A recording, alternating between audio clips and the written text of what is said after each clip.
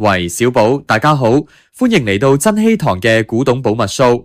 今次我哋要介紹一張超級無敵宇宙孤品嘅鈔票。1919年，香港上海匯豐銀行上海地名100蚊，鈔號6978。小寶，你知唔知點解佢咁特別？阿華，咁舊嘅鈔票有咩咁巴閉啊？唔係同其他舊紙幣一樣咩？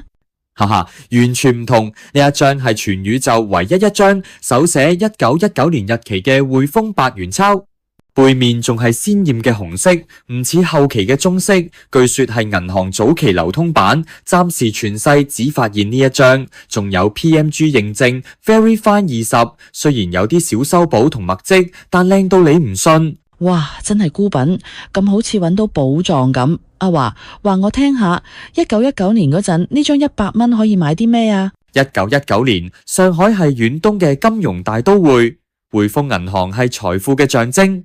呢一張100元喺嗰陣係超大額紙幣，普通人幾年人工都未必有咁多。試想下，100蚊可以買一間小型民居或者一輛人力車，加全家1年嘅生活費。但因為面積太大，多數用喺大宗交易，流通量超少，大部分都被銀行贖回銷毀，所以呢張真係歷史活化石。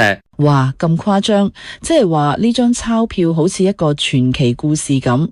阿華，呢張鈔票仲有咩特別嘅地方呢？你問得好，睇下鈔票啲細緻線條，古典匯豐標誌，簡直係藝術品，保留咗1919年嘅歷史質感。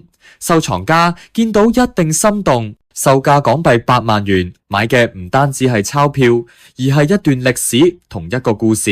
8萬蚊啊！阿華，我要揾幾多個月糧先買得起啊？不過真係好靚，值唔值啊？值，絕對值。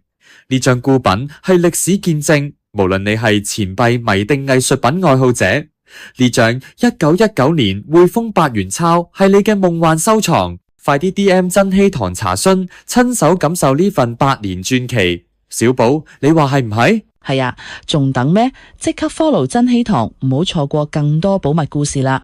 珍稀堂帶你穿越時空，收藏歷史。下次見啦！